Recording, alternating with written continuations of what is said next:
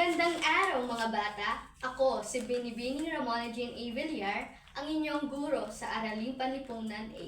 Ngayon naman, bago tayo dumako sa ating panibagong aralin, magkakaroon muna kayo ng maikling aktibidad na pinabagatan itong word hand, kung saan hahanapin ninyo ang mga nawawalang letra sa silong, gilid at likod ng inyong mga upuan. At kung nahanap na ang mga letra, ay magtutulungan ang bawat grupo na buuhin ang mga words sa harapan. May 5 minuto lamang kayo upang kumpletuhin ang mga ito. Base sa ginawa niyong aktibidad, may ideya na ba kayo kung saan patungkol ang ating bagong aralin ngayon? Kung ganon, saan nga ba patungkol ang ating panibagong aralin ngayon? Magaling! Ito ay patungkol sa enlightenment. Ngunit bago tayo dumako sa ating paksang tatalakayin, nais ko munang ilahad sa inyo ang ating mga layunin. Una, na ipapaliwanag ang konsepto ng enlightenment at kahalagahan nito sa kasaysayan at lipunan. Pangalawa, na ipapakilala ang mga pangunahing tauhan at akda sa panahon ng enlightenment at nailarawan ang kanilang mga kontribusyon at naipapamalas ang pag-unawa ng mga mag-aaral sa pamamagitan ng pagtatala ng kontribusyon ng mga ideya at prinsipyong umiiral sa panahon ng Enlightenment. Ngayong may ideya na kayo sa ating panibagong aralin, atin na itong formal na simulan. Ano nga ba ang Enlightenment? Ang Enlightenment o panahon ng kaliwanagan, ito ay nakasentro noong ika-18 siglo kung saan sinusulong ang katuwiran bilang pangunahing pinagmulan ng may kapangyarihan. Ang Enlightenment ay tumutukoy sa panahon ng paggamit ng makaagham na pamamaraan upang mapaunlad ang buhay ng tao sa larangan ng pangkabuhayan, pampolitika, panrelihiyon at maging sa edukasyon. At ang Enlightenment ay kilala rin sa tawag na Age of Reason. Nagsimula ito sa kaisipan na minungkahi ng mga pilosopo. Ito ay maaaring ilarawan bilang isang kilusang intelektual na binubuo ng mga scholar na nagtangkang iahot ang mga Europeo na mula sa habang panahon ng kawalan ng katwiran at pamahiin at bulag na paniniwala noong Middle Ages. Ang mga ambag ng mga intelektual na ito ang nagsilbing pundasyon ng mga modernong ideya na may kinalaman sa pamahalaan, edukasyon, demokrasya at maging sa sining. Sila ay nakilala bilang mga pilosopo. Ngayon naman ay alamin naman natin ang mga makabagong ideyang pampolitika. Unahin na natin si Thomas Hobbes. Nakilala si Thomas Hobbes dahil sa kanyang pagpapaliwanag tungkol sa pamahalaan. Si Thomas Hobbes ay ginamit niya ang natural law para isulong ang paniniwalang ng absolutong monarkiya, ang pinakamahusay na uri ng pamahalaan. Pinaniniwalaan niya na ang pagkakaroon ng kaguluhan ay likas sa tao.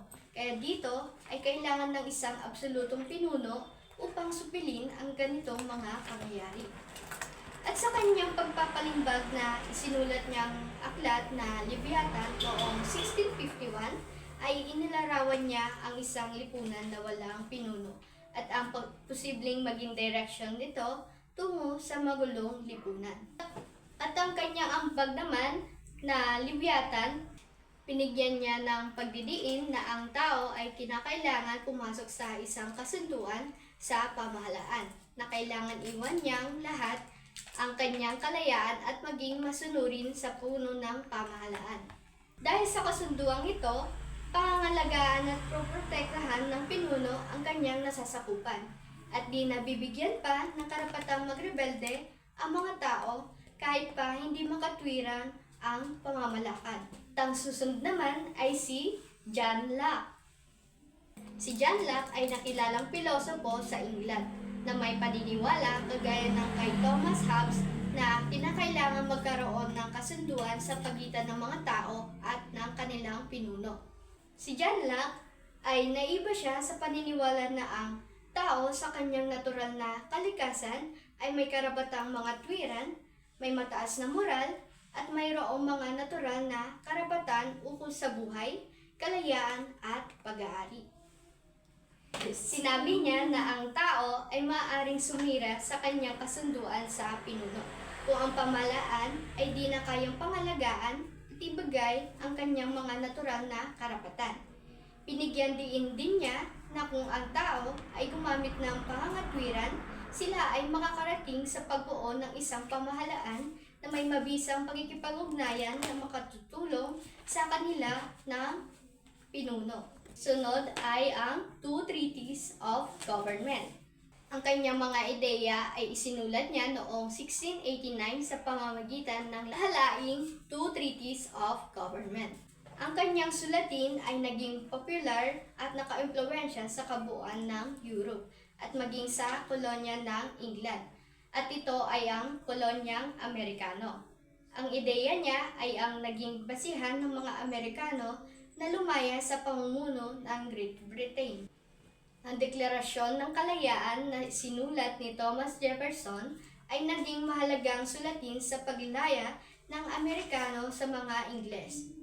Ito ay halaw sa mga ideya ni Locke ukol sa kasunduan sa pagitan ng mga tao at ng pamahalaan. Sunod naman ay si Baron de Montesquieu. Si Baron de Montesquieu ay kinilalang pilosopo sa larangan ng politika na naniniwala sa ideya ng paghahati ng kapangyarihan sa isang pamahalaan. Si Baron de Montesquieu ay hinati niya sa tatlong sangay ang pamahalaan. Ang una ay ang legislative. Ang legislative ay ang pangunahing gawain ay ang pagbubuo sa mga batas. At ang pangalawa naman ay ang executive. Ang executive ay nagpapatupad ng mga batas. At ang judiciary naman ay ang tumatayong taga-hatol. At ang panghuli ay si Voltaire.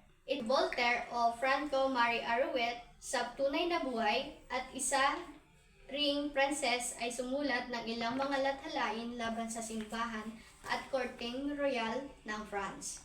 Ito ang naging dahilan ng kanyang 2 beses na pagkakabilanggo at nang lumaon, siya ay pinatapon sa England. Pinagpatuloy niya ang pagsusulat sa England at binigyan niya ng pagpapahalaga ang filosofiya ni Francis Bacon at siyensya ni Isaac Newton. Ngayon naman, naunawaan na ba ang ating tinalakay patungkol sa Enlightenment? Magaling! Dahil lubos nyo na itong naunawaan, may ilang katanungan lamang ako patungkol sa ating tinalakay. At upang malaman ko din kung talagang nakikinig nga ba kayo sa akin. Handa na ba ang lahat? Kung ganon, ay makinig mabuti sa aking tanong at upang ito'y inyong masagutan ng tama. At ang unang tanong, sino ang mga pilosopong nagbigay ng kanilang pananaw ukol sa gobyerno sa panahon ng Enlightenment? Magaling! At ang pangalawang tanong naman, ano naman ang pagkakaiba ni Thomas Hobbes at John Locke? Mahusay! May mga katanungan pa ba? Dahil wala na kayong katanungan, para sa susunod na nating aktibidad, kayo ay magkakaroon ng pangkatang gawain na kung saan ay mahahati kayo sa 2 grupo. Bawat grupo ay may tig-isang pilosopo na aking ibibigay at inyong isusulat ang kanilang mga ambag noong panahon ng Enlightenment. Kita ko nga lubos na ninyong naunawaan ng ating aralin ngayon. Kung sa gayon, may katanungan lamang ako para sa inyo. Bilang isang mag-aaral, ano ang inyong sariling pananaw sa mga polisiya at programa ng kasalukuyang administrasyon sa Pilipinas? Paano mo ito i-apply sa iyong pang-araw-araw na buhay? Tama! Sa ganitong paraan, maaari nating masiguro na tayo ay makakatulong sa pagpapalakas ng ating lipunan at sa pagpapabuti ng ating bansa sa pamamagitan ng pagkilos ng may pagmamahal at respeto para sa kapwa at sa ating bayan. Dahil lubos nyo na nga naunawaan ng ating tinalakay ngayong araw, dito na nagtatapos ang ating aralin ngayon. Muli, ako si Binibining Ramona Jane A. Villar, ang inyong guro sa Araling Panlipunan 8.